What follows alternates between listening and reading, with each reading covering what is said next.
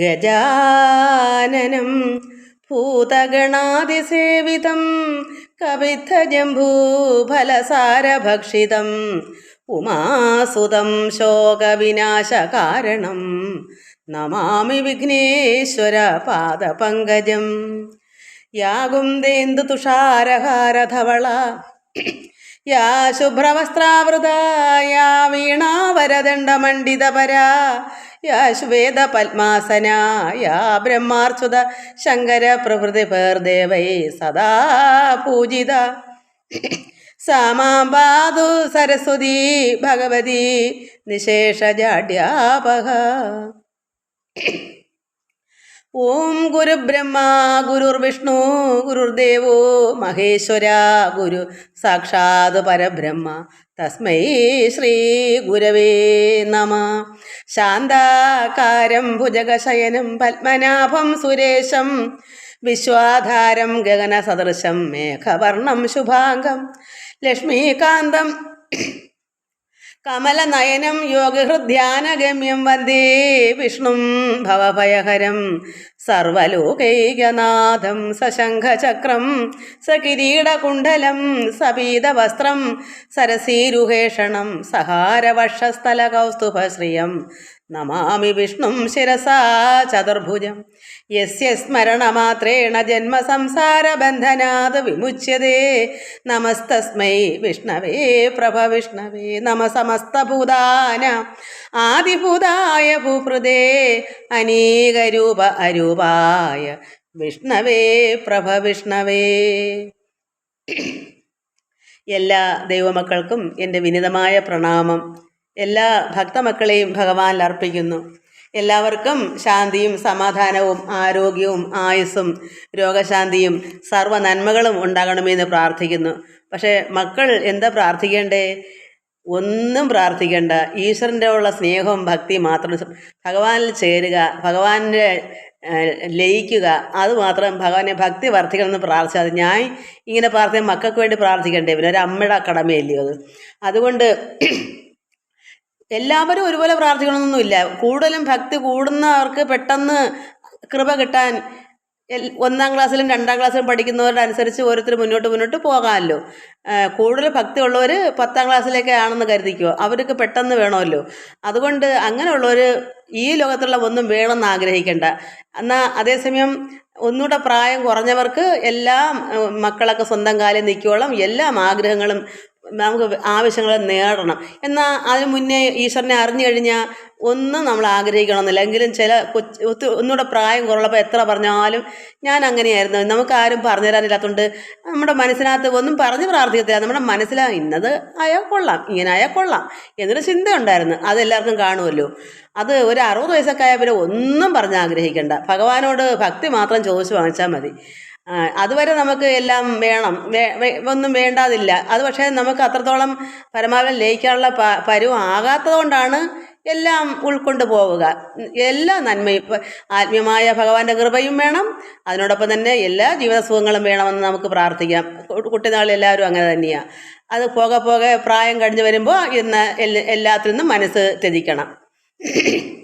ഒരു 60 വയസ്സ് 55-60 വയസ്സൊക്കെ ആകുമ്പം പിന്നെ ഈശ്വരനോട് മാത്രം പ്രേമമായ ഭക്തി മതി. അതുവരെ എല്ലാം ഒന്നുപോലെ കൊണ്ടുപോകാം.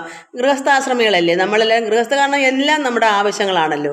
അത്യാഗ്രഹം പാടില്ലെന്നേ ഉള്ളൂ. എല്ലാം ഭഗവാനോട് അർപ്പിക്കുക. കർമ്മങ്ങളെല്ലാം ചെയ്യുമ്പോൾ ഈശ്വരാർപ്പണമായി ചെയ്യുക. അപ്പം നമുക്ക് കർമ്മത്തിൻ്റെ ഫലത്തിന് വേണ്ടി പിന്നെ ദുഃഖം ദുരിതം, കാരണം പാപമായാലും പുണ്യമായാലും നമുക്ക് ഒന്നും ഫലം ആഗ്രഹിക്കാതെ കർമ്മങ്ങൾ ചെയ്യുക, ഈശ്വരനെ അർപ്പിച്ച് ചെയ്യുക, അതാണ് വേണ്ടുന്നത്. ഇവിടെ പിന്നെ എന്തുവാ, താര മനോജ്, നിർമ്മല രമേഷ്, നിർമ്മല പവിത്രൻ. ഇപ്പം എന്താ പറയുക, അക്രൂരൻ്റെ അക്രൂരാഗമനം വായിച്ചപ്പോൾ നിർമ്മല പവിത്രൻ മകൾക്ക് മനസ്സിലായി ഭക്തിയുടെ വലിപ്പം എത്ര ഉണ്ടെന്ന്. അതും അല്ല, അതിനേക്കാൾ അപ്പുറത്ത് പിന്നെയും ഉണ്ട്. ഇതിപ്പോൾ അക്രൂരൻ്റെ ഭക്തിയെ പറ്റിയേ നമ്മൾ പറഞ്ഞുള്ളൂ. നമുക്ക് ഓരോരുത്തർക്കും ഓരോ രീതിയാണ് മക്കളെ. അപ്പോൾ ഇപ്പം മനസ്സിലായ ഭക്തി ഇത്രത്തോളം വളർന്നിരിക്കുകയാണെന്ന്. അപ്പോൾ നമുക്കാർക്കും ഭക്തിയുടെ അറ്റത്തോളം എത്തിയിട്ടില്ല, ഇനി അറ്റം പോലും ആയിട്ടില്ല. ഇനി അങ്ങ് ആരോഹണത്തിലേക്ക് കയറി പോകണം. അതിനാണ് ഞാൻ പറഞ്ഞത്, വളരണം കണ്ണാ എനിക്ക് വളരണം കണ്ണാ, വളർന്ന് വളർന്ന് വളർന്നു നല്ലൊരു വൻമരമാകണം. എന്താ ഇതങ്ങനെ പറയുന്നത്? ഭക്തി ആയാലും എന്തായാലും എന്തും നമുക്ക് വളർന്നേ പറ്റൂ. ഇന്നത്തെ ഭക്തി പോരാ നാളെ. അപ്പം എല്ലാം കൊണ്ടും എല്ലാം വളരണം. ഈ ലോക ജീവിതത്തിലും എല്ലാ സുഖജീവിതത്തിലും എല്ലാം നമുക്ക് വളർച്ച വേണം. അത് മറ്റുള്ളവർക്ക് സഹായം ചെയ്യാനുള്ള ഒരു മനസ്സ്, അങ്ങനെയുള്ള എല്ലാം ഒത്തുവരണം. അപ്പോൾ താര മനോജ്, നിർമ്മല രമേഷ്, നിർമ്മല പവിത്രൻ, ശ്രീല, ബിജി ബിജു, ജയാനിൽ, രാധാ ശിവാനന്ദൻ, പ്രസന്ന, ഗീതാ നായർ, രുക്മിണി മോഹൻ, ജഗദമ്മ, എല്ലാ മക്കളെയും ഭഗവാൻ അർപ്പിക്കുന്നു. കമൻസ് ഇല്ലാത്ത മക്കളുണ്ട്, അവരെല്ലാവരെയും ഈശ്വരൻ അർപ്പിക്കുന്നു. എല്ലാവർക്കും സമാധാനവും ശാന്തിയും. അതാണ് ലോകത്ത് ഏറ്റവും ഭാഗ്യം, സമാധാനവും ശാന്തിക്കുമാണ്. ഒരു ഭാഗ്യവാൻ ആരെന്ന് വെച്ചാൽ സമാധാനമുള്ള ഒരാൾ തന്നെ ഭാഗ്യവാൻ. അതെന്താ കാരണം? ഈശ്വരനോട് ലയമുള്ളതുകൊണ്ടാണ്. എന്തുണ്ടിട്ട് സമാധാനം ഇല്ലെങ്കിൽ നമുക്ക് എന്താ ഉള്ളത്? അപ്പോൾ സമാധാനം ഉണ്ടെങ്കിൽ എല്ലാത്തിനും നിറവുണ്ടെന്നാണ് എൻ്റെ അർത്ഥം. നമുക്ക് എല്ലാം നിറഞ്ഞെങ്കിൽ മാത്രമേ സമാധാനം ഉണ്ടാവൂ എന്നൊരു മനസ്സിലാക്കണം. അപ്പം എത്രമാത്രം ധനമുള്ളവരും യഥാർത്ഥ ധനവാനാണോ? ഒന്നിനെ പറ്റി ആഗ്രഹമില്ലാത്ത നിറവുള്ള ഒരാളാണ് ധനികൻ. അല്ലാതെ ഇനിയും വേണമെന്ന് ആഗ്രഹിക്കുന്നത് ധനികനാകത്തില്ല. അപ്പോൾ നമുക്ക് എല്ലാം നിറവുള്ളവരാവണം നമ്മൾ. അതാണ് നമ്മൾ പ്രാർത്ഥിക്കേണ്ടത്. എല്ലാവർക്കും നമസ്കാരം. നമുക്ക് നാമം ചൊല്ലിട്ട് ഭാഗവതം വായിക്കാം. ശ്രീഹരി അഷ്ടകം ചൊല്ലാം. ജഗജ്ജാലപാലം കനൽ കണ്ഠമാലം ശരചന്ദ്രഭാലം മഹാദൈത്യകാലം നമോ നീലകായം ദുരാപാരമായം സുപത്മാസഹായം ഭജേഹം ഭജേഹം. ജഗജ്ജാലപാലം കനൽ കണ്ഠമാലം ശരചന്ദ്രഭാലം മഹാദൈത്യകാലം നമോ നീലകായം ദുരാപാരമായം സുപത്മാസഹായം ഭജേഹം ഭജേഹം. സദാംബോധിവാസം ഗളേ പുഷ്പഹാസം ജഗൽസന്നിവാസം ശതാദിത്യഭാസം ഗദാചക്രഹസ്തം ലസൽപീതവസ്ത്രം ഹസച്ചാരുവക്ത്രം ഭജേഹം ഭജേഹം. രമാകണ്ഠകാരം ശ്രുതിവ്രാതസാരം ജലാന്തർവിഹാരം ധരാഭാരഹാരം ചിദാനന്ദരൂപം മനോജ്ഞസ്വരൂപം ത്രിദാനേകരൂപം ഭജേഹം ഭജേഹം. ജരാജന്മഹീനം പരാനന്ദപീനം സമാധാനലീനം സദൈവാനവീനം ജഗജ്ജന്മഹേതും സുരാനീകഹേതും ത്രിലോകൈകസേതും ഭജേഹം ഭജേഹം. കൃതാംനായഗാനം ഖഗാധീശയാനം വിമുക്തേർനിദാനം ഹതാരാതിമാനം സ്വഭക്താനുകൂലം ജഗൽ വൃക്ഷമൂലം നിരസ്താർത്ഥശൂലം ഭജേഹം ഭജേഹം.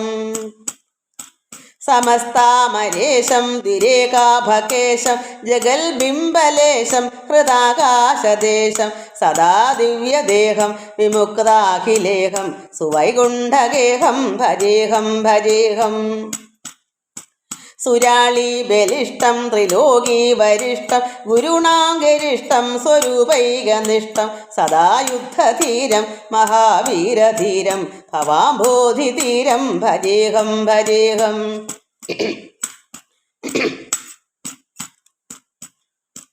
രമാവാമഭാഗം തലാഭഗ്നനാഗം കൃതാധീനയാഗം ഗദാരാഗരാഗം മുനീന്ദ്രൈ സുഗീതം സുരൈ സംപരീതം ഗുണൗഘൈരതീതം ഭജേഹം ഭജേഹം. ജഗജ്ജാലപാലം കനൽ കണ്ഠമാലം ശരചന്ദ്രഭാലം മഹാദൈത്യകാലം നമോ നീലകായം ദുരാവാരമായം സുപത്മാസഹായം ഭജേഹം ഭജേഹം. മക്കളെ, നമ്മൾ അക്രൂരാഗമനാണ് വായിച്ചുകൊണ്ടിരിക്കുന്നത്. ഭഗവാന്റെ അമ്പാടിയിലേക്ക് കംസൻ പറഞ്ഞു വിട്ടു അക്രൂരനെ.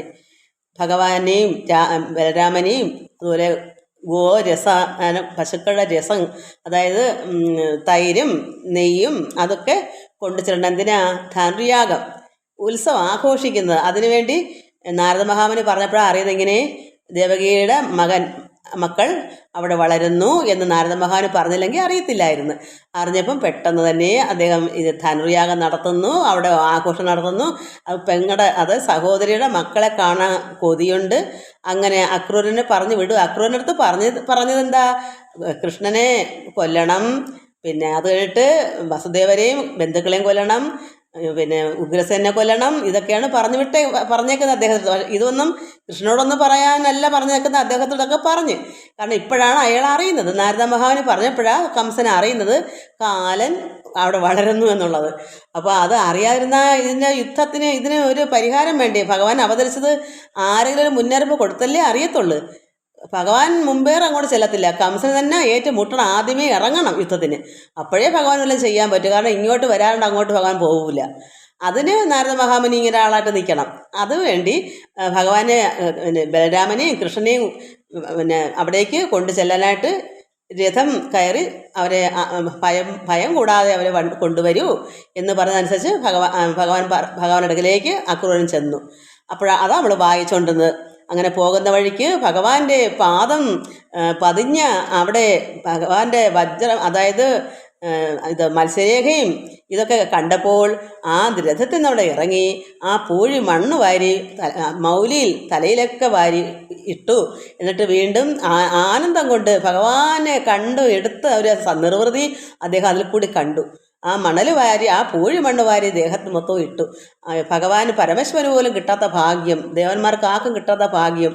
അങ്ങനെയാണ് ഇവിടെ ശ്രീശുഖ മഹാമുനിയും പരീക്ഷത്തിനോട് പറയുന്നത്. അങ്ങനെ അവിടുന്ന് വീണ്ടും രഥത്തിൽ കയറി ഭഗവാന്റെ ദ്വാരകയിലേക്ക് അതായത് എവിടെയാ അമ്പാടിയിലേക്ക് പോകാനായിട്ട് വീണ്ടും കുറച്ച് ദൂരം കൂടെ ഉണ്ടല്ലോ. അപ്പോൾ വീണ്ടും കയറി പോകുമ്പോൾ അവിടെ എല്ലാം കണ്ടും കേട്ടും ആ പോകുന്ന വഴിക്ക് ഓരോന്നോരോന്ന് കണ്ടും വിശേഷങ്ങൾ പലതരമൊക്കെ കണ്ടും ഓരോന്ന് കേട്ടും അങ്ങനെ ചെന്ന് ഭഗവാന്റെ അടുക്ക രാമനെയും കൃഷ്ണനെയും കണ്ടു. നന്ദാത്മജനെയും അതായത് കൃഷ്ണനെയും രാമനെയും കണ്ട് സംപ്രീതിയോടെ പുളകാങ്കിതം തന്നെ അകം കൊണ്ട് അതിഭാഗ്യവാൻ അക്രൂരൻ ഭക്തിയോട് പെട്ടെന്ന് തന്നെ എണീറ്റ് എവിടുന്നാ രഥത്തിൽ നിന്ന് ഉത്ഥാനവും ചെയ്ത് രഥത്തിൽ നിന്ന് പെട്ടെന്ന് തന്നെ എഴുന്നേറ്റ് അവിടെ ഇറങ്ങി സന്ധ്യനെ അവിടെ നിർത്തിയിട്ട് അവിടെ ഇറങ്ങി പരിഭ്രമചേതസ ചെന്ന് രാമനെയും കൃഷ്ണനെയും വന്ദനം ചെയ്ത് പാദാന്തേ നമസ്കാരം ചെയ്തവൻ ഗൽഗദാൽ വീണു കിടന്നിതു. എങ്ങനെയാ ദണ്ടുപോൽ ഒരു വടി എങ്ങനെ കിടക്കുന്നത് അതുപോലെ ചെന്ന് ഭഗവാന്റെ ഒക്കെ ചെന്ന് കിടന്നു. അപ്പോൾ ഇവിടെ മനക്കോട്ട ഇട്ടുകൊണ്ട് വഴി മൊത്തം എന്താ ഇങ്ങനെ തന്നെ ആവണം എന്നാണ് അദ്ദേഹം വഴുതികളെ വിചാരിച്ചു. അങ്ങനെയാവൻ ഞാൻ ചെന്ന് ഭഗവാന്റെ പാദത്തിൽ കൂപ്പുമ്പോൾ ഭഗവാന്റെ സ്പർശനം കൈകൾ കൊണ്ട് ഭഗവാൻ എന്നെ പിടിച്ചെഴുന്നേൽപ്പിക്കും. അപ്പോൾ അപ്പോഴത്തെ ആനന്ദം ഇപ്പം എനിക്ക് വർണ്ണിക്കാൻ പറ്റുകയില്ല. ഇപ്പം എനിക്ക് അതിൻ്റെ ഇന്ന വണ്ണമാണെന്ന് അറിയാൻ പറ്റുകയില്ലല്ലോ. ഇതെല്ലാം മനക്കോട്ട ദിവാസ്വപ്നം കണ്ടു വന്ന് അതുപോലെ അവിടെ സംഭവിച്ചു. ഭഗവാനെ കണ്ടു, അവിടെ ഗൽഗദാൽ വീണ് കിടന്നു. ഒരു വടി പോലെ, ഒരു തടി എങ്ങനെ അതുപോലെ ഒരു വടി ദണ്ടുപോലെ ഒരു വടി പോലെ ചെന്ന് കിടന്നു. തന്നെ മറന്നുപോയി അക്രൂരൻ. അത്രമാത്രം പരിഭ്രമം, എല്ലാം കൊണ്ടും എന്ത് ചെയ്യണമെന്നറിയാത്ത ഒരു ആനന്ദം, എന്തൊക്കെയാ ഗൽഗതം, കണ്ട ഒരു നിർവൃതി എല്ലാം കൂടെ ഒന്നിച്ച് അദ്ദേഹത്തെ തന്നെ അങ്ങ് മറന്നുപോയി. വേഗേന രാമനും കൃഷ്ണനും ചെന്നെടുത്ത് ആഗതനായ ഒരു അക്രൂരനെ പുലുകിനാർ. ആഗതനായ അവിടേക്ക് ചെന്ന അക്രൂരനെ പെട്ടെന്ന് തന്നെ ഭഗവാനും രാമനും കൂടെ പിടിച്ചെഴുന്നേൽപ്പിച്ചിട്ട് പുൽകിനാൻ ആനന്ദിപ്പിച്ച് കെട്ടി ആലിംഗനം ചെയ്തു. പങ്കജനേത്രൻ്റെ സംഗമം കൊണ്ട് എന്ത് വന്നു? പങ്കങ്ങളെല്ലാം അഴുക്കളെല്ലാം ഉള്ളത് അല്പമെങ്കിലും ഉണ്ടെങ്കിൽ പിന്നെ അവിടെ അല്പം പോലും ഇല്ല. എല്ലാം പരിശുദ്ധനായി തീർന്നു അദ്ദേഹം. ഭഗവാനിൽ ലയിക്കണമെങ്കിൽ സർവ്വമാലിന്യവും പോകണം. ഒരു അംശം പോലും ചിന്ത പോലും പാടില്ല. ഇദ്ദേഹം അതിൽ ലയിച്ചു കഴിഞ്ഞു. ഭഗവാന്റെ സംഗമം വന്നപ്പോൾ, ഭഗവാന്റെ പാദത്തിൽ വീണപ്പോൾ ആ സംഗമം കൊണ്ട് ഭഗവാൻ ചേർന്നത് കൊണ്ട് സർവ്വമാലിന്യവും ആ യോഗാഗ്നിയിൽ ഭസ്മമായി പോയി. അപ്പോൾ എന്ത് വന്നു? പങ്കങ്ങൾ വെച്ചാൽ അഴുക്ക്, കറകൾ ഹൃദയശുദ്ധിയായി അതെല്ലാം തീർന്ന് അതിശുദ്ധനായി തീർന്നു. അതുകൊണ്ടാണ് തന്നെ മറന്നു പോകുന്നത്. ആ ലയം വരുമ്പോൾ നമ്മളെ തന്നെ മറന്നു പോകുന്നു. അത് നമ്മൾ മനസ്സിലാക്കണം. എന്താണ് ഈ പരമാത്മ ലയം എന്ന് പറയുന്നത് വെച്ചാൽ നമ്മളെ തന്നെ മറന്നു പോകുന്നു. അവിടെ ശരീരമുണ്ടെന്നോ മറ്റൊന്നും നമുക്ക് മറന്നു പോകും. നമ്മുടെ മനസ്സ് ഇവിടെങ്ങും ഇല്ല. എവിടെ പോയി? പരമാത്മ ലയിച്ചു. അതാണ് യോഗം. ഈ ആനന്ദ നിർവൃതി നമുക്ക് ആർക്കും എടുക്കാവുന്നതേ ഉള്ളൂ. നമ്മൾ ഈശ്വരനെ അത്രത്തോളം ഭക്തി ഉണ്ടെങ്കിൽ എല്ലാവർക്കും സാധ്യമാണ്. ഇത് എളുപ്പമായ കാര്യമാണ്. ഇതിന് വല്ല ധ്യാനത്തിലോ യോഗത്തിലോ പോയി ഇരിക്കുകയൊന്നും വേണ്ട. ഇത് ഈ പരമാത്മ ലയിക്കാൻ, ആനന്ദ നിർവൃതി അടയാൻ, ഭഗവാന്റെ കൃപ നമ്മളിലേക്ക് കിട്ടാൻ നമുക്ക് ഇത്ര മാത്രം മതി. ഭക്തിയും നമ്മുടെ കർമ്മങ്ങളും, നമ്മുടെ നല്ല നല്ല സൽപ്രവർത്തികൾ വേണം. നമുക്ക് ഒരു പാപകർമ്മം, കാരണം പാപം ഉടനെ കഴുകി കളയുക വേണ്ടുന്നത്. ഭഗവാനോട് ചേർന്ന് ആ ലയം പ്രാപിക്കുമ്പോൾ നമ്മൾ പരിശുദ്ധമായി തീരുകയാണ്. പിന്നെ നമ്മൾ പാപം പിന്നെ ചെയ്യാൻ പറ്റുമോ? ചെയ്യാമോ? നമുക്കൊരു പാപകർമ്മങ്ങളും ചെയ്തുകൂടാ. അറിവില്ലാതെ എന്തെങ്കിലും ചെയ്തു പോകണമെങ്കിൽ അത് ഭഗവാൻ ക്ഷമിച്ചോളും. നമുക്ക് അറിവില്ലായ്മ ചെയ്യുന്നതിന് മനസ്സറിഞ്ഞല്ലല്ലോ ചെയ്യുന്നത്, മനസ്സുകൊണ്ട് അറിഞ്ഞ് ചെയ്യുന്നെങ്കിലേ ഉള്ളൂ ദോഷം. അതും മാത്രമല്ല, അഥവാ നമുക്ക് എന്തെങ്കിലും ചെയ്യണമെന്നുണ്ടെങ്കിൽ പോലും ഭഗവാനിൽ അർപ്പിച്ച് ചെയ്താൽ അവിടെ ഗുണത്തിനും ദോഷത്തിനും നമുക്ക് വാസന വരത്തില്ല. അതുകൊണ്ടാണ് ഭഗവാൻ തന്നെ ഭഗവത്ഗീത പറഞ്ഞ, നിങ്ങൾ ഏത് കർമ്മവും എന്നിൽ അർപ്പിച്ച് ചെയ്യൂ എന്ന് പറയുന്നത്. നമുക്ക് ഒന്നിൻ്റെയും വാസന നമുക്ക് കിട്ടത്തില്ല. ഏത് കർമ്മം ചെയ്താലും നമുക്കതിൻ്റെ വാസന കടന്നാലേ നമ്മൾ പിന്നെ ഒരു ജന്മം ജനിക്കേണ്ടി വരും. എന്നുവെച്ചാൽ അതിൻ്റെ പുണ്യമായാലും പുണ്യത്തിന് ജനിക്കേണ്ടി വരും, പാപമാണെങ്കിൽ അതനുഭവിക്കാനും ജനിക്കേണ്ടി വരും. അതാണ് സംഭവം. അതുകൊണ്ട് അതിശുദ്ധനായ അക്രൂരൻ, വേദങ്ങളാലും അറിഞ്ഞുകൂടായുന്ന വേദിത വേദ്യൻ പരൻ പുമാൻ ചിന്മയൻ. അതായത് ഒരു വേദങ്ങളാലും ഈ ഒരു അവസ്ഥ അറിയാൻ പറ്റില്ല, അത് അനുഭവിച്ചറിയുന്നൊരു കാര്യമാണ്. എത്രത്തോളം നമ്മൾ പാഠം പഠിച്ചാലൊന്നും ഇത് കിട്ടുന്നതല്ല. അപ്പോൾ നമ്മളങ്ങനെ ആയിത്തീരുകയാണ് ചെയ്യുന്നത്. അതുകൊണ്ട് വേദങ്ങളാലും അറിഞ്ഞുകൂടായുന്ന വേദിത വേദ്യൻ പരൻ പുമാൻ ചിന്മയൻ, ഭക്തിമാന്മാർക്ക് ഭാവിച്ച വണ്ണം തൻ്റെ ശക്തിയാ മായയിൽ നിന്ന് ഉളവാം ബ്രഹ്മം. അപ്പോൾ ഭഗവാന്റെ പരമാത്മാവിൻ്റെ തന്നെ മായയാൽ തന്നെ പരമാത്മാവ് തന്നെ ഇവിടെ വീണ്ടും ആ കൃഷ്ണരൂപം എടുത്ത് ആ ബ്രഹ്മം ഭക്തനാം അക്രൂരനെ പുണർന്ന് അപ്പോഴേ ചിത്തത്തിൽ ആനന്ദമുണ്ടായത്. ഏറ്റവും ആ ആലിംഗനം ചെയ്തപ്പോൾ തന്നെ മനസ്സിൽ ആനന്ദം ഉണ്ടായി. ചിത്തയെ കുശലം വിചാരിച്ചു. ഭഗവാൻ എന്താ വിചാരിച്ചത്? കുശലം. കൃഷ്ണനും ഒത്ത് കയ്യും പിടിച്ച് അന്തർഗ്രഹം പോക്ക്. ഭഗവാൻ എന്ത് ചെയ്തു? ഇദ്ദേഹത്തിനെ പിടിച്ച് കൈക്കകത്ത് പിടിച്ച് അകത്ത് കൊണ്ടുപോയി പാദങ്ങൾ രണ്ടും കഴുകി, മുകുന്ദനും രാമനും കൂടെ ഇതിനെ പിടിച്ചുകൊണ്ട് പോയിട്ട് കഴുകി മോദമോട് അർഘ്യാദി പൂജയും ചെയ്തുടൻ. ചിത്രമാം നല്ല ചിത്രമായിരിക്കും, നല്ല ഈ കൊത്തുപണികളൊക്കെ ഉള്ള നല്ല ആസനം, ഈ ചെയർ കസേരകളൊക്കെ ഉണ്ടല്ലോ, അങ്ങനെയുള്ള നല്ല ഭംഗിയുള്ള ആസനത്തിൽ വച്ചത് അക്രൂരനെ. എല്ലാം ശുദ്ധമാക്കി കാലും കൈയൊക്കെ കഴുകിച്ച് പൂജിച്ച് സന്തോഷമാക്കി കൊണ്ടുവന്ന് അവിടെ ഇരുത്തി ഭഗവാൻ ആ അക്രൂരൻ്റെ ഒരു ദാസനായി മാറിക്കഴിഞ്ഞാൽ ഭക്തനെ അങ്ങനെയാണ്. ഞാൻ ഇന്നലെ പറഞ്ഞല്ലോ, ഭഗവാൻ ഭക്തനിലും ഭക്തൻ ഭഗവാനിലുമാണ്. ഒരു ഭക്തനാണെങ്കിൽ ഭഗവാൻ അവിടെ ദാസനാവും. അത്രയും കുശലനെ നമുക്കറിയാമല്ലോ, ഇതുപോലല്ലേ ചെയ്തത്. അപ്പോൾ അത്രമാത്രം ഭഗവാനുടെ ഭക്തിക്കാണ് മാഹാത്മ്യം കൊടുക്കുന്നത്, അല്ലാതെ ആളിൻ്റെ പെരുമയിലോ ഒന്നുമല്ല. അതുപോലെയാണ് കർത്താവായ യേശു ഇന്നലെ പറഞ്ഞല്ലോ, ശിഷ്യന്മാരെല്ലാം വരിയായിട്ട് എടുത്തിട്ട് കർത്താവ് എല്ലാവരുടെയും പാദം കഴുകിച്ചിട്ട് നിങ്ങൾ തമ്മിൽ അങ്ങനെ അങ്ങോട്ടും ഇങ്ങോട്ടും ചെയ്ത് സഹായിപ്പിൻ. എല്ലാവരും അങ്ങനെ ഒരു മനസ്സാകണം. ആ മനസ്സിനെ അങ്ങനെ ആക്കുക, എല്ലാവരും ഒന്നാണെന്നുള്ള മനസ്സുണ്ടാക്കാനാണ് അങ്ങനെ ചെയ്യുന്നത്. അതാണ് ഭഗവാൻ, ആ പരമാത്മാവിൻ്റെ ആ ആദർശം നമ്മളും സ്വീകരിക്കണം. അതാണ് നമ്മളും വളർന്ന് നമ്മളൊരു വൻ വൃക്ഷമാകുമെന്ന് പറയുന്നത്. എന്താണ്? നമ്മളും അതുപോലെ ആകുക എന്നാണ്. അതുപോലെ ആകച്ചാൽ ഭഗവാൻ എന്താ നമുക്ക് കാണിച്ച് തരുന്നത്? അത് നമ്മളും അങ്ങനെ ആയിത്തീരുമ്പോഴാണ് നമുക്ക് ബ്രഹ്മവിത്തിൽ നിന്ന് പരമാത്മാവിലേക്ക്, പിതാവിലേക്ക് നമുക്ക് ലയം പ്രാപിക്കാൻ പറ്റുള്ളൂ. എന്ന് നമുക്കുള്ള പ്രവൃത്തികൾ അങ്ങനെ ആകും, അപ്പോഴേ നമുക്കത് കിട്ടും. അതുകൊണ്ട് ഞാനിത് പറയുന്നത് എന്താ, നമുക്ക് സ്നേഹവും ഭക്തിയും എല്ലാം ഭഗവാനോടുണ്ട്, പക്ഷെ നമ്മളെ കർമ്മങ്ങളും ഇതുപോലെ ഇരിക്കണം. കർത്താവ് എന്താണ് ചെയ്തത്? അതെന്താ കാരണം? ദൈവപുത്രനാ അത് കാണിച്ചു കൊടുത്ത് ശിഷ്യന്മാർക്ക്, നിങ്ങളും ഇങ്ങനെ തമ്മിൽ ഇങ്ങനെ സ്നേഹിപ്പിച്ച് എല്ലാം ഒരമ്മ മക്കളെ പോലെ സ്നേഹിച്ച് നിങ്ങൾ കഴിയും. അങ്ങോട്ടും ഇങ്ങോട്ടും സഹായിച്ച് ചെയ്യണം. മറ്റൊരുത്തൻ്റെ കാല് ഇപ്പുറത്താലും ചെയ്യണം. ഇത് കാല് കഴിച്ചതിൻ്റെ അർത്ഥം എന്താ? തമ്മിൽ സ്നേഹിക്കണം, എല്ലാം ഒന്നാണെന്ന് കാണണം. ഇവിടെ അജ്ഞാനം പാടില്ല. ഇവിടെ ജാതി മതമൊന്നും അല്ല വേണ്ടേ, എല്ലാം മനുഷ്യനാണ്. ഒരു മനുഷ്യത്വം നമ്മളെ ഉള്ളിൽ വേണം. സഹോദരന്മാരായി ജീവിക്കണം. അതാണ് ഇവിടെ കാണിച്ചു കൊടുക്കുന്നത്. അത് ഭഗവാൻ കൃഷ്ണനും നമുക്ക് തന്ന ഉപദേശം. നമ്മൾ അതുപോലെ എല്ലാ നന്മകളും, ആര് തന്ന നന്മയും നമുക്ക് സ്വീകരിക്കാം. നന്മയാണെങ്കിൽ ആരുടെയും നമുക്ക് സ്വീകരിക്കാം. അവിടെ ഇന്നാരെന്നില്ല, ഏകമായ പരബ്രഹ്മത്തിൻ്റെ സന്തതികളാണ് ഇവിടെ അവതരിച്ചുള്ള ജനിച്ചുള്ള എല്ലാ മക്കളും, ഏത് ജീവജാലങ്ങളും. അത് നന്മയാണോ അത് നമുക്ക് അജ്ഞാനം കൂടാതെ സ്വീകരിക്കണം. അതാണ് നമുക്ക് നല്ലത്. എന്താ? അപ്പോഴാണ് ഈശ്വരൻ്റെ സ്നേഹം നമ്മളിലേക്ക് വരുന്നത്. അജ്ഞാനം വെച്ചുകൊണ്ടിരുന്ന അവക്കുള്ള അജ്ഞാനം എന്തെങ്കിലും മാറട്ടെ. കണ്ടോ ഇന്ദ്രൻ്റെയൊക്കെ അഹങ്കാരം മാറ്റിയത്? ഇന്ദ്രനൊക്കെ ഇതുപോലുള്ള അഹങ്കാരികളായപ്പോഴാണ് ഭഗവാൻ എന്തൊക്കെയാണ് കാണിച്ചത്? അവസാനം താഴെ വന്നില്ലേ? അതുകൊണ്ട് നമുക്ക് അജ്ഞാനം മാറണം. എല്ലാവരുടെയും അജ്ഞാനം മാറി എല്ലാവരുടെ സ്നേഹവും സാധുത്വവും വേണം. എല്ലാവരിലും വിനയം വേണം. നമുക്കിനി കണ്ടു വായിക്കാം. അങ്ങനെ പാദങ്ങൾ രണ്ടും കഴുകി മുകുന്ദനും മോദമോട് അർഘ്യാദി പൂജയും ചെയ്തുടൻ ചിത്രമാം ആസനെ വച്ചത് അക്രൂരനെ ശുശ്രൂഷ ചെയ്തിതു രാമകൃഷ്ണന്മാരും പിന്നെയും മൃഷ്ടമായി ഭോജനം ചെയ്യിപ്പിച്ച് ഉന്നതാനന്ദേന ഗന്ധമാല്യാദികൾ താമ്പൂലമാദികൾ കൊണ്ടും ബലഭദ്രൻ ആമോദമോട് പൂജിച്ചത് അക്രൂരനെ.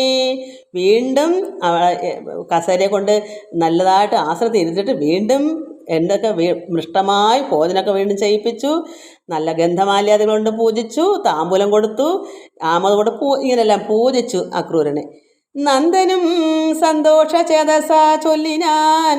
നന്ദനാര നന്ദഗോപര് ഇത്രയും കണ്ടപ്പോൾ സന്തോഷത്തോടെ അദ്ദേഹം എന്ന് പറയുന്നു, നന്നായി നിന്നു ഭവാൻ വന്നത് അപ്പോഴേ എന്നുടെ മാനസേ സൗഖ്യം പറയാമോ എന്നുടെ ബന്ധുവാം നിന്നെ ദർശിക്കയാൽ. എൻ്റെ ബന്ധുവായ നിന്നെ, നന്ദഗോപര് പറയുന്നു, എൻ്റെ ബന്ധുവായ അക്രൂരനെ കണ്ടതുകൊണ്ട് ദർശിക്കയാൽ എന്നുടെ മനസ്സ് സൗഖ്യം പറയാം, എൻ്റെ മനസ്സിൻ്റെ സന്തോഷം പറയാൻ പറ്റത്തില്ല, അത്രയ്ക്ക് ആനന്ദപ്രദമാണ്. നന്നായി ഇന്ന് ഈ ഭവാൻ ഇവിടെ വന്നത്, എനിക്ക് അത്രത്തോളം സന്തോഷമുണ്ട് എന്നുടെ ബന്ധുവായ നിന്നെ കണ്ടതുകൊണ്ട്. ഇതാര് പറഞ്ഞു? നന്ദഗോപര്, കൃഷ്ണൻ്റെ പിതാവ്.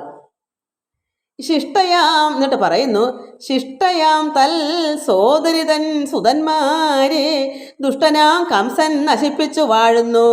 അങ്ങനെയുള്ള രാജ്യത്തിൽ വസിക്കുന്ന നിങ്ങൾക്ക് സൗഖ്യമോ എന്നു ചൊല്ലേണമോ? നിങ്ങൾ അവിടെ ദുഷ്ടനായിരുന്ന കംസന്റെ രാജ്യത്തിലല്ലേ വാഴുന്നത്? ശിഷ്ടയായി ഭക്തയായ ദേവകിയുടെ പുത്രന്മാരെ, സുതന്മാരെ 5-6 പേരെ ഈ വധിച്ചില്ലേ കംസൻ. അതുകൊണ്ട് ശിഷ്ടയായ ഭക്തയായ, അത് നമ്മൾ ദുഷ്ടനെന്നും ശിഷ്ടനെന്നും പറയും. ഭക്തന്മാരെ ശിഷ്ടനെന്നും പറയും, ദുഷ്ടന്മാരെ ദുഷ്ടനും, കംസനെ ദുഷ്ടനെന്ന് പറയും. അപ്പോൾ ഇവിടെ സോദരിയായ ദേവകി ശിഷ്ടയാണ്, ഭക്തയാണ്. ശിഷ്ടയാം സൽത്തൽ സോദരി, അതായത് അക്രൂരൻ്റെ സോദരി, സുതന്മാരെ കുട്ടികളെ ദുഷ്ടനാം കംസൻ, അതായത് സഹോദരനായ കംസൻ നശിപ്പിച്ചു വാഴുന്ന അങ്ങനെയുള്ള രാജ്യത്തിൽ വസിക്കുന്നത് നിങ്ങൾക്ക് സൗഖ്യമോ എന്ന് ചൊല്ലണമോ? ഒരിക്കലും നിങ്ങൾക്ക് സൗഖ്യം ഉണ്ടാകത്തില്ലല്ലോ, ഈ ദുഷ്ടനല്ലേ ഭരിക്കുന്നത്. ആ ദുഷ്ടൻ്റെ ഭരണത്തോട് ഇരിക്കുന്ന സമയത്ത് ദുഷ്ടത കാണിക്കുന്ന ആ രാജ്യത്ത് എങ്ങനെ സുഖം ഉണ്ടാവും? അതുകൊണ്ട് അത് പ്രത്യേകിച്ച് എടുത്ത് പറയേണ്ട കാര്യമില്ലല്ലോ സുഖമാണോ എന്ന്. അത് നന്ദഗോപര് അക്രൂരന് പറയുന്നു, അവിടെ പ്രത്യേകിച്ച് സുഖമൊന്നും ഉണ്ടാവില്ലെന്നറിയാം, അതുകൊണ്ട് സൗഖ്യമോ എന്ന് ചൊല്ലണമോ? ഒരിക്കലും അങ്ങനെ ഉണ്ടാകത്തില്ലല്ലോ എന്നിവണ്ണം വർത്തമാനം പറഞ്ഞ് അതിനന്ദിതനായിരുന്നിട്ട് ഞാൻ നന്ദനും ഇങ്ങനെയൊക്കെ പറഞ്ഞിട്ട് സന്തോഷത്തോടെ അവിടെ ഇരുന്നു. നന്ദനും കൂടെ അവരുടെ കൂടെ ഇരുന്നു. രാമനും കൃഷ്ണനും കൂടി മൃദുമയ കാമിതമാകിയ ശയമേൽ അങ്ങനെ ഭക്തനാം അക്രൂരനെ ശയിപ്പിച്ചവർ ചിത്തശുദ്ധിയ ഭോജനത്തിനായി പോയതു.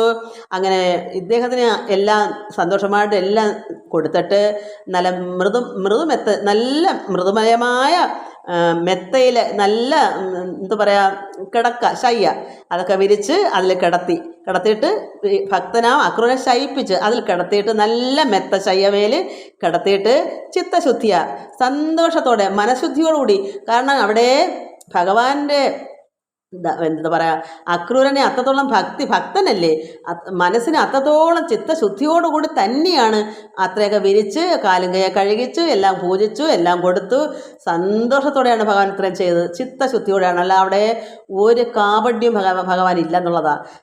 അല്ലാതെ അയ്യോ ഇത് കംസൻ്റെ സഹോദരനായിട്ട് അവിടുത്തെ വന്നതെന്നാണ് എന്തെങ്കിലും ഉണ്ടോ?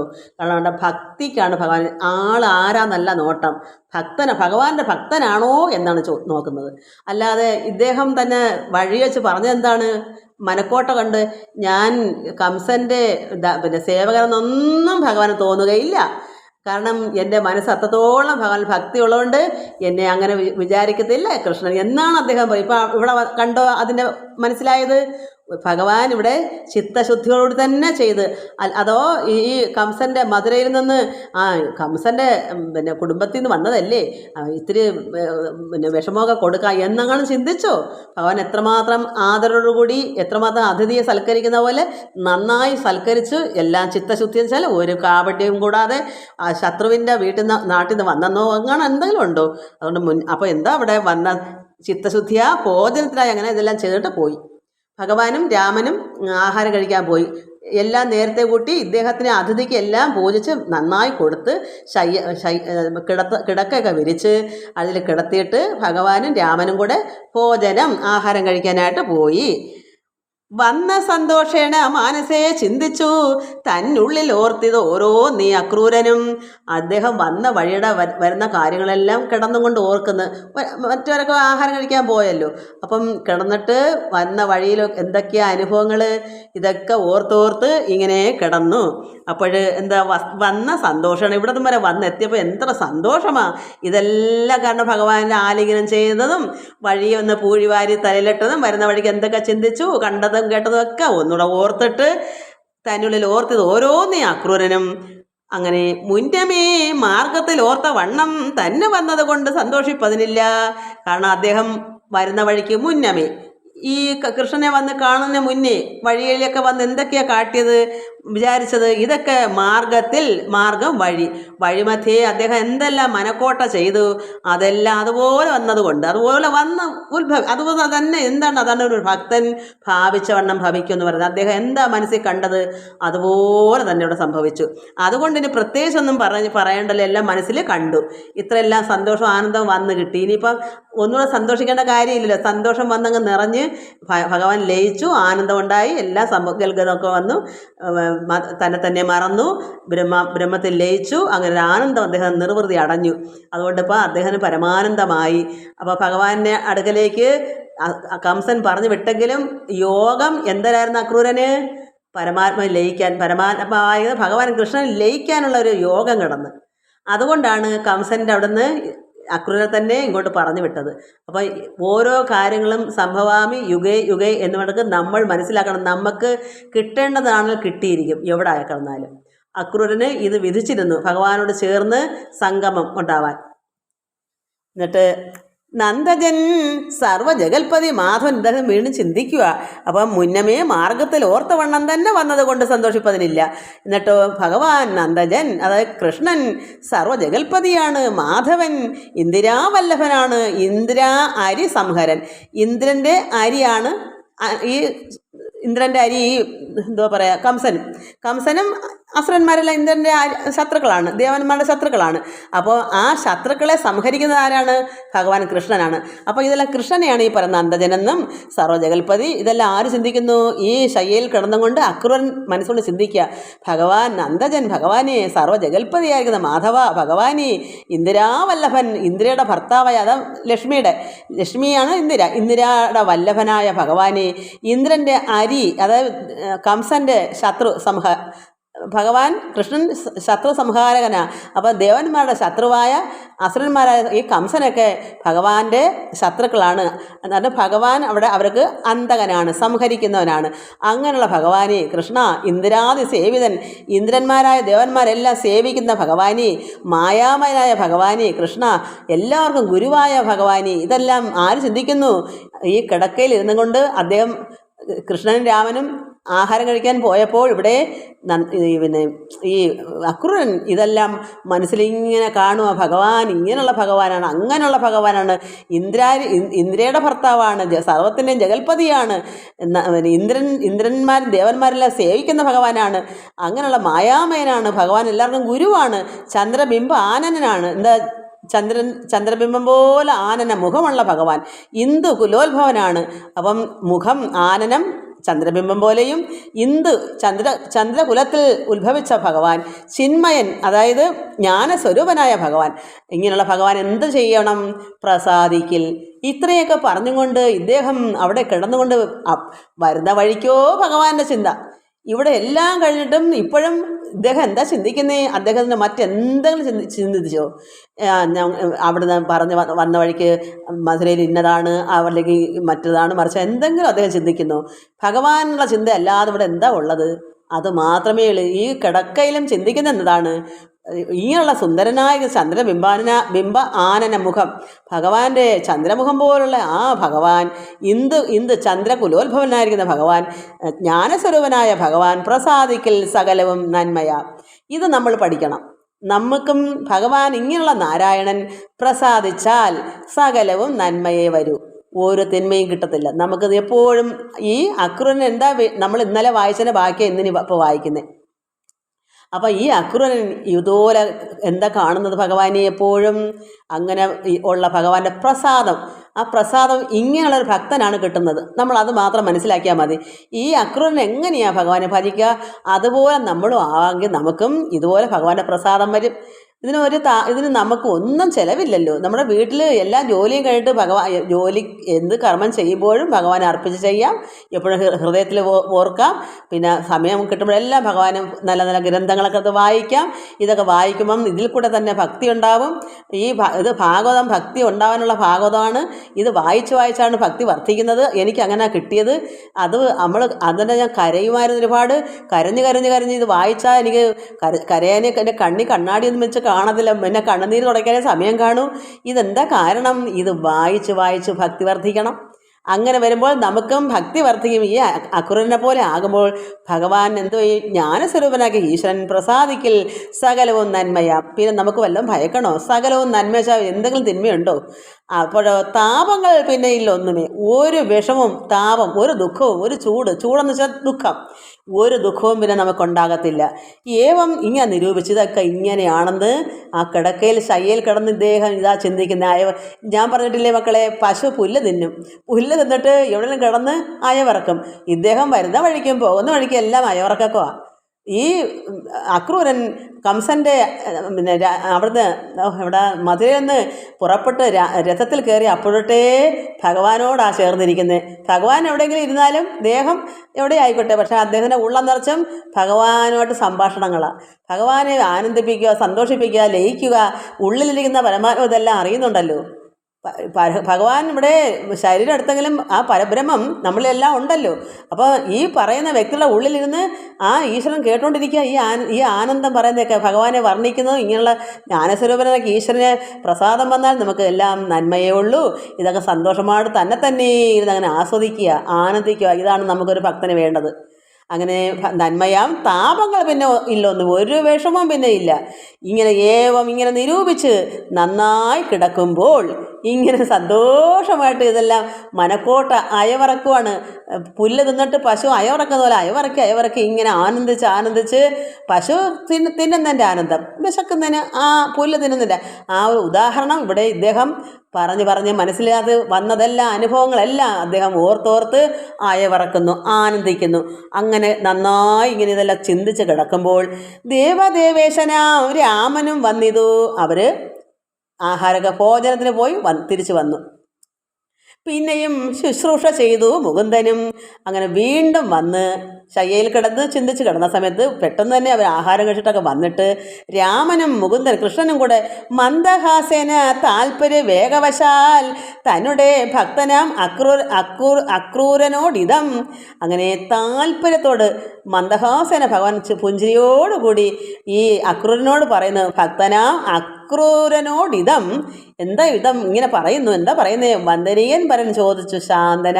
ഭഗവാൻ ശാന്തനായിക്കൊണ്ട് അക്രൂരനോട് ചോദിക്കുന്നു, ഭാഗവതോ ഉത്തമനായ മഹാമതേ സ്വാഗതം സിദ്ധിച്ചിതോ പറഞ്ഞിടുക.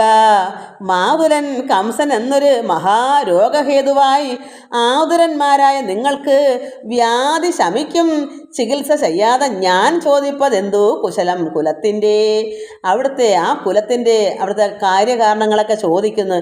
എന്നാൽ ഇവിടെ ഞാൻ ചോദിക്കുന്നു, ഇവിടെ എൻ്റെ അടുത്ത് വന്ന് ഇത് പറയുന്നതിന് എനിക്ക് ചികിത്സ വേണ്ട, വ്യാധി ശമിക്കും. കാരണം ഇവിടെ ആനന്ദമാണ്. ഭഗവാന്റെ വന്നപ്പോൾ ഇവിടെ അക്രൂരന് ആനന്ദമാണ്, ഒരു വ്യാധിയില്ല. കംസന്റെ രാജ്യത്തിൽ എന്താ ഉള്ളത്? മഹാരോഗം. എന്തൊരു രോഗമാ? എന്തോ നമ്മളിപ്പോൾ ഒരു കൊറോണയോ ഒക്കെ വന്നല്ലേ, ഇതിൻ്റെ പേരെന്താ? കംസരോഗം. കംസൻ എന്നൊരു രോഗം. അവിടുത്തെ രോഗം കംസനാണ്. ഈ കംസൻ എന്നൊരു മഹാരോഗം. അങ്ങനെ ഓരോ രോഗത്തിനും ഓരോ പേരുണ്ട്.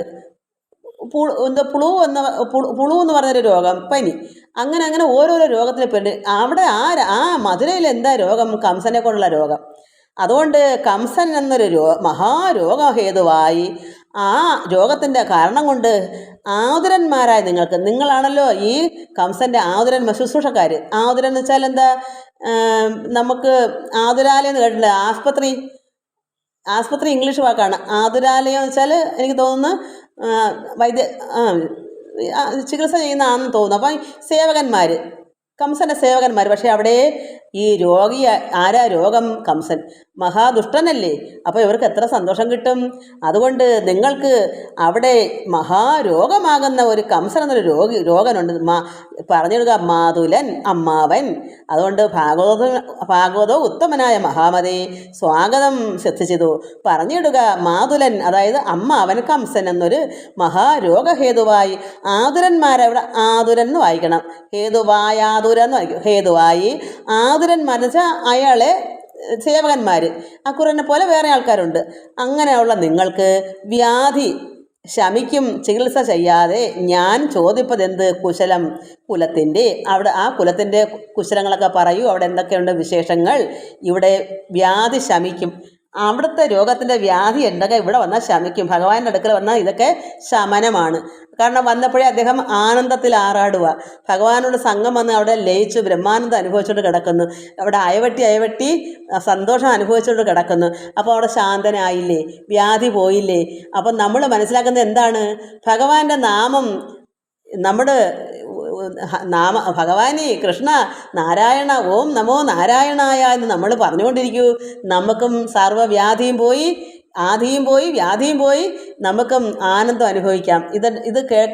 ഇത് വായിക്കുമ്പോൾ നമ്മൾ ചിന്തിക്കണം, ഇവിടെ ഭഗവാന്റെ അടുക്കൽ വന്നപ്പോൾ ഇവിടെ ചികിത്സ ഇല്ല. എന്താ വേണ്ടാത്ത?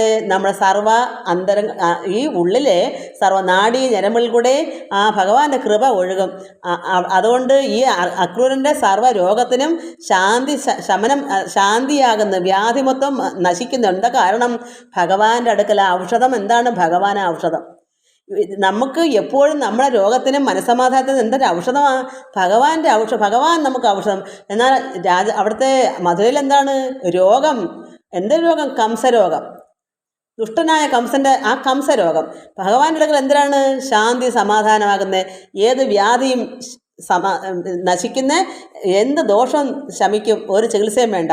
ഭഗവാന്റെ അടുക്കൽ വന്നാൽ അങ്ങനെയാണ്. അതുകൊണ്ട് വ്യാധി ശമിക്കും ചികിത്സ ചെയ്യാതെ ഞാൻ ചോദിപ്പതെന്തു? കുശലം കുലത്തിൻ്റെ. അപ്പോൾ ഇവിടെ ചികിത്സ വേണ്ട. പരമാത്മാവായ കൃഷ്ണൻ അടുക്കലിരുന്നാൽ ചികിത്സ വേണ്ട, ഒരു വ്യാധിയും വരത്തില്ല, ശമിക്കും.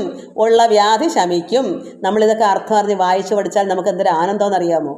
ഇതെല്ലാവരും ഭാഗവതം വായിക്കും, ഇതൊന്നും അറിഞ്ഞല്ല വായിക്കുന്നത്. അപ്പോൾ ഇവിടെ ഭഗവാൻ ചോദിക്കുന്നത് എന്താ? അവിടുത്തെ കുശലത്തോട് ചോദിക്കുന്നത് എന്താ? അവിടുത്തെ വിശേഷങ്ങൾ കുലത്തിൻ്റെ. എന്നുടെ താതമാതാക്കൾക്ക് ബന്ധനം വന്നതും പുത്രനാശം കൊണ്ട് ദുഃഖങ്ങൾ വന്നതും പാർത്താൽ അതൊക്കെയും എൻ മൂലം. ഭഗവാൻ പറയുന്നു, ഞാൻ കാരണമാണ് എൻ്റെ താതമാതാക്കൾക്ക് ബന്ധനം, ചങ്ങല ഇട്ട് ബന്ധിച്ചത്. പുത്രനാശം, 5-6 കുഞ്ഞുങ്ങളെ കൊന്നില്ലേ, ഈ ദുഃഖങ്ങളെല്ലാം വന്നത് പാർത്താൽ, ഓർത്താൽ ഇതൊക്കെയും എൻ മൂലം. ഭഗവാൻ പറഞ്ഞു, കൃഷ്ണൻ പറഞ്ഞു എൻ മൂലം, കൃഷ്ണൻ മൂലമാണ്. അതുമൂലം എനിക്കുണ്ട് ദുഃഖവും. അതുകൊണ്ട് എനിക്ക് വളരെ ദുഃഖമുണ്ട്. കാരണം എൻ്റെ അച്ഛനും അമ്മയും ചങ്ങലയ്ക്കകത്തിട്ടേക്കല്ലേ, ബന്ധനിച്ച് ഒരു മുറിയിലിട്ട് പൂട്ടേക്കല്ലേ. അപ്പോൾ എനിക്ക് വിഷമവും ദുഃഖവും ഇല്ലേ? ഉണ്ട്. പക്ഷേ അതുപോലെ തന്നെ പുത്രനാശം, ഈ കുഞ്ഞുങ്ങളെല്ലാം മരിക്കാനെല്ലാം കാരണം ഞാനാണ്, കൃഷ്ണനാണ്. കാരണം അശരീരി വാക്യം വന്നതുകൊണ്ടാണല്ലോ 8ാമത്തെ പുത്രൻ കംസനെ വധിക്കുമെന്ന് പറഞ്ഞുകൊണ്ടാണല്ലോ ഇത്രയെല്ലാം സംഭവിച്ചത്. അതുകൊണ്ട് ഞാൻ മൂലമാണ്. അതുമൂലം എനിക്കുണ്ട് ദുഃഖം. അതുകൊണ്ട് എനിക്ക് വിഷമമുണ്ട്, എനിക്ക് അത്രയ്ക്ക് വേദനയുണ്ട്. ഭഗവാന്റെ എന്തായാലും മനുഷ്യരൂപം എടുക്കുമ്പം മനുഷ്യൻ്റെ കുറേ കിട്ടുമല്ലോ. എത്ര ഇനി പരമാത്മാവെന്ന് പറയാനും നമ്മൾ ശരീരത്തിൽ എല്ലാം വികാരങ്ങളുണ്ടാവുമല്ലോ. ഇന്ദ്രിയങ്ങളെല്ലാം അങ്ങനെയാണല്ലോ ശരീരം എടുത്തേക്കുന്നത്. അതുകൊണ്ട് ഇന്ദ്രിയങ്ങൾക്ക് വികാരം ഉണ്ടാവും, പക്ഷേ അതിനൊരു പരിധിയുണ്ട്. പക്ഷെ എന്നാലും കുറേ അനുഭവിച്ചേ പറ്റുള്ളൂ. അതുകൊണ്ട് ഭഗവാൻ പറഞ്ഞു, ഞാൻ മൂലമാണ് ഈ ദുഃഖങ്ങളെല്ലാം ഉണ്ടായത്. അതുകൊണ്ട് എന്നിരിക്കലും ഇവിടെ എന്ത് വന്നു? ദർശനം കൊണ്ട് ഈ അയാളുടെ പേരെന്തോ, അക്രൂരനെ ദർശനം ദർശനം കാണുക. അങ്ങയെ കണ്ടതുകൊണ്ട് ഇന്ന് സുഖം എനിക്ക് ഏറ്റവും ഉണ്ടല്ലോ. ഒരു ഭക്തനല്ലേ, ഒരു ഭക്തൻ ഭഗവാൻ അടുക്കൽ വന്നാൽ എത്രമാത്രം ആനന്ദമാണ്. ആ ഭക്തനും ഭഗവാനിലാകുമ്പോൾ ഒന്നിച്ച് ലയിക്കുന്ന ഒരവസ്ഥയില്ലേ. അതിൽ പരം ഭഗവാൻ എന്താ ആനന്ദമുള്ളത്? രണ്ടുപേർക്കും ഇരുകൂട്ടർക്കും ആനന്ദമല്ലേ, കെട്ടുപിടിച്ച് ആലിംഗനം ചെയ്യല്ലേ. അപ്പോൾ ആ ഒരു ആനന്ദം ഇങ്ങനെയൊക്കെ ആണെങ്കിലും എനിക്ക് സുഖമുണ്ട്, ഏറ്റവും ഉണ്ടല്ലോ. എന്താ? അങ്ങയെ കണ്ടതുകൊണ്ട്, അങ്ങയുടെ ദർശനം കൊണ്ട് എനിക്കിന്ന് സുഖം എനിക്ക് ഏറ്റവും ഉണ്ട്. ഓർത്താൽ കംസൻ്റെ അവിടുത്തെ കാര്യം ഓർത്താൽ എൻ്റെ മാതാപിതാക്കൾക്ക് ബന്ധനം കൊണ്ടും പുത്രനാശം കൊണ്ടും വളരെയേറെ സങ്കടമുണ്ട്. അത് ഓർത്താൽ എനിക്ക് ദുഃഖമുണ്ട്. എന്നാൽ അതിലേറെ എനിക്കിപ്പോൾ സുഖവുമുണ്ട്. കാരണം എന്താ? അങ്ങ് ഇവിടെ എൻ്റെ അടുക്കൽ വന്നു ഞാൻ കണ്ടതുകൊണ്ട്, എനിക്ക് ദർശിക്കാൻ പറ്റിയല്ലോ അങ്ങയെ. ഒരു ഭക്തനെ കിട്ടിയത് കൊച്ചു കാര്യമാണോ? അതായത് ഇന്ന് നമുക്കറിയാം, ഇന്ന് ജഗദമ്മ എപ്പോഴും എന്നെ വിളിക്കുമ്പോഴൊക്കെ എന്താ പറയുന്നത്? അമ്മ, എനിക്ക് മറ്റാരുമായിട്ട് സഹകരിക്കുന്ന ഇഷ്ടമല്ല. എന്തെങ്കിലും കൊണ്ട് എന്നെ വിളിക്കുന്നത്. എനിക്ക് അമ്മയടുത്ത് കാര്യം പറയാൻ ഇഷ്ടം. വേറെ ആരും സ്വന്തക്കാരോ ബന്ധക്കാരോ ഒന്നും വിളിക്കാറില്ല. കാരണം ഈ ലോക ചിന്തയായിട്ട് അവർക്ക് സംസാരിക്കാൻ ഇഷ്ടമല്ല. ഇവിടെ ഭഗവത് കാര്യങ്ങൾ പറയാനാണ് ഇഷ്ടം. അതാണ് ഒരു ഭക്തൻ ചെയ്യുന്നത്. അപ്പോൾ അതുപോലെയാണ് ഭഗവാനും ഒരു ഭക്തൻ ചെന്ന് അടുക്കരിക്കാൻ ഭഗവാൻ ഏതോ ഒരു എന്താ പറയുക, എന്തോ ഒരു വൻകാര്യം കിട്ടുന്നതുപോലെയാണ്. അത് ഇരുകൂട്ടർക്കും അങ്ങനെയാണ്. ഇവിടെ അതുപോലെ അതിനേക്കാൾ ആനന്ദം അനുഭവിക്കുന്ന അക്രൂരൻ. ഭഗവാനും സന്തോഷിക്കുന്നു. എന്താ കാരണം? സുഖം എനിക്ക് ഏറ്റവും ഉണ്ടല്ലോ ഇന്ന്. എന്നിട്ട് താതനിൽ സ്നേഹം ഏറിടുന്ന പുത്രർക്ക് ഒരു പിതാവിൽ സ്നേഹം കൂടുതൽ വന്നാൽ പുത്രന്മാർക്ക് എന്തെത്താത വിയോഗം ബഹുകാലമാമിതം. കാരണം പിതാവിനെ പിരിഞ്ഞിരിക്കാൻ ഒരുപാട് കാലം പിരിഞ്ഞിരിക്കേണ്ടി വരും. ഇതാണ് ഭഗവാൻ പറയുന്നത്. ഒരു മകന് അച്ഛനോട് കൂടുതൽ വാത്സല്യ സ്നേഹം ഉണ്ടെങ്കിൽ അനേക നാള് വേർപിരിഞ്ഞിരിക്കണം. ബഹുകാലം താത വിയോഗം. പിതാവുമായിട്ട് ചേർന്ന് ജീവിക്കാനുള്ള യോഗമില്ല, വിയോഗമാണ്. ഒരുപാട് നാൾ കാണാതിരിക്കണം. അതാണ് ഇവിടെ സംഭവിക്കുന്നത്. ഭഗവാൻ പറഞ്ഞത്, എനിക്ക് അച്ഛനോട് ഒരുപാട് സ്നേഹം കൂടിയതുകൊണ്ട് വിയോഗം വന്ന് എന്നാണ് ഭഗവാൻ പറഞ്ഞത്. താത വിയോഗം ബഹുകാലമാമിതം. താതനെ കണ്ടാൽ വരും സുഖം എങ്ങനെ ചേതസ പാർത്താൽ പറവാൻ അരുതേത്. എൻ്റെ പിതാവിനെ കണ്ടാൽ വരും എത്ര സുഖമെന്ന്, ആ സുഖം എങ്ങനെയാണെന്ന് എനിക്ക് പറഞ്ഞറിയിക്കാൻ പറ്റത്തില്ല. ഭഗവാൻ പറയുക. ഭഗവാനും മനുഷ്യരും എടുത്തതല്ലേ. ഭഗവാൻ അച്ഛനെ പ്രസവിച്ച അമ്മയോടും അച്ഛനോടും എങ്ങനെ കാണാതിരിക്കും? ഉള്ളിൽ എത്രമാത്രം കത്തി കാണും ഒന്ന് ആലോചിച്ച് നോക്ക്. വളർത്തച്ഛനും വളർത്തമ്മയാണെന്ന് അറിയുന്ന നിമിഷം തൊട്ട് സ്വന്തം അച്ഛനെ തിരക്കത്തില്ലേ? എത്രമാത്രം ആ വേദന ഉള്ളിൽ. ഭഗവാനായതുകൊണ്ട് എല്ലാം സുഖത്തിലും ദുഃഖത്തിലും ഒരേ അവസ്ഥ വന്ന ഭഗവാൻ ആയതുകൊണ്ട്, പരബ്രഹ്മമൂർത്തി ആയതുകൊണ്ട് അങ്ങനെ പോകുന്നു. ഒരു സാധാരണ മനുഷ്യനാണെങ്കിലോ എത്രമാത്രം ദുഃഖമാണ്. അപ്പം ഭഗവാൻ ഇതെല്ലാം സഹിക്കാനുള്ള സഹനശക്തി ഉള്ള പരമാത്മാവാണ്. കാരണം സുഖവും ദുഃഖവും ഒന്നും പ്രത്യേകിച്ച് ഇല്ലാത്ത സമചിത്തതയാണ്, സമമാണ്. മേലോട്ടും താഴോട്ടില്ലാത്തൊരവസ്ഥയാണ്. അവിടെ ഒരു കർമ്മവും ഒന്നും ഇല്ലാതെ. പക്ഷേ ഇവിടെ നരനായിട്ട് മനുഷ്യനായിട്ട് ജനിച്ചത് കൊണ്ട് കുറച്ച് വികാരങ്ങളൊക്കെ ഉണ്ട്. അതുകൊണ്ടാണ് പറഞ്ഞത് താതനെ കണ്ടാൽ വരും സുഖം എങ്ങനെ ചേതസ പറഞ്ഞാൽ പറവാനരുത്. എനിക്ക് പറയാൻ പറ്റത്തില്ല. അച്ഛനെ ഞാനിന്ന് കണ്ടാൽ എത്രമാത്രം സുഖമാണെന്ന് എൻ്റെ മനസ്സിൻ്റെ സന്തോഷം എനിക്ക് പറയാൻ പറ്റാത്തൊരവസ്ഥയാണ് എന്നാണ് ഇവിടെ പറയുന്നത്. ഇന്ന് ഭവാൻ വന്ന കാരണം ചൊല്ലണം എന്നോട്, എനിക്കത് കേൾക്കാമതെങ്കിലോ. ഇന്ന് ഇവിടെ അക്രൂരൻ ഭവാൻ ഇവിടെ ഇന്ന് വന്നതിന് കാരണം, ഇങ്ങനെ വിശേഷമുണ്ടല്ലോ, ഇങ്ങനെ ഒരാൾ വരത്തുള്ളൂ. ഇത്രയും രഥമൊക്കെ പിടിച്ച് അങ്ങനെ വരണമെങ്കിൽ ഇന്ന് ഭവാൻ വന്ന കാരണം ചൊല്ലണം എന്നോട്. എനിക്കത് കേൾക്കാമതെങ്കിൽ, എന്നോട് പറയാമെന്നതാണെങ്കിൽ അവിടുന്ന് എന്നോട് പറയൂ എന്താ കാരണം എന്ന് ഭഗവാൻ ചോദിച്ചു. നമുക്ക് അതിൻ്റെ ഉത്തരവ് നാളെ നമുക്ക് പറയാം. എല്ലാവർക്കും നമസ്കാരം. ഹരി ഓം, ഹരി ഓം, ഹരി ഓം.